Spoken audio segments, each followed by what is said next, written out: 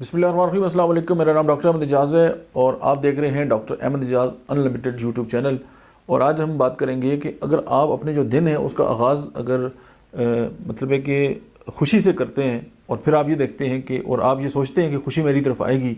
या आप जो है वो खुशी को अट्रैक्ट करते हैं, या आप ये चाहते हैं कि खुशी आपकी तरफ आए और आप इसके ऊपर बहुत ज़्यादा कॉन्फिडेंट होते हैं, फिर आप ये समझ लें कि खुशी जो है वो आप तक ज़रूर आएगी।